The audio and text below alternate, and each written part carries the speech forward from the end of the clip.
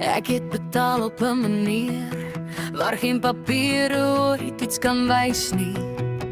Die vroegoggende wat in die donker begin en die aande wat eers laat geëindig het, lank nadat die wêreld stil raak. Ek het gegee tyd, energie, slaap en selfs stukkies van my wat ek nie eers geweet het dat ek dit kon gee nie.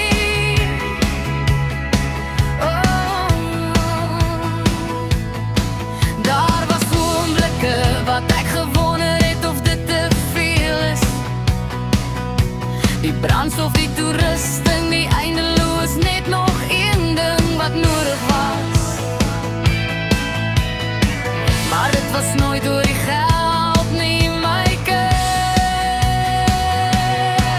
Ek staan langs die kantlyn, my hart klop saam met jou op daai veld. En elke val en elke opstaan, elke keer wat jy wys jy kan.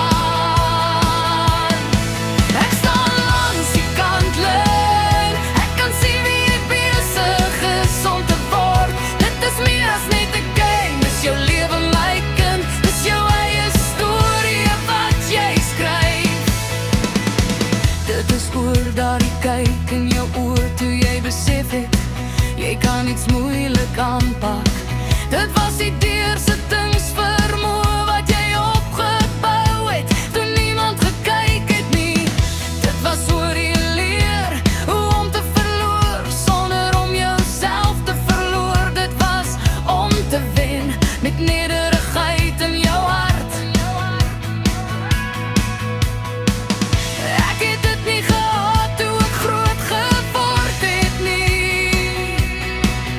Hierdie kans, hierdie fondasie, hierdie ruimte om te wees wie jy is. So ek het dit vir jou gegee met alles in my. Ek staan langs die kantlyn, ek sien die mens wie jy is, my kind. Dis meer as net 'n game, ek's jou lewe, dis jou storie wat jy self skryf. Die dae is soms lank, maar tog is die jare te kort, hulle verdwyn reg voor jou oë.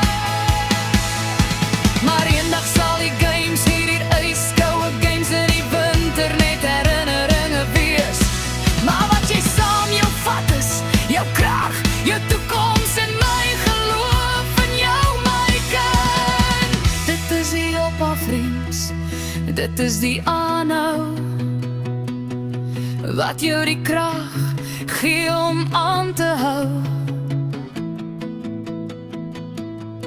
Ek staan langs die kantlyn.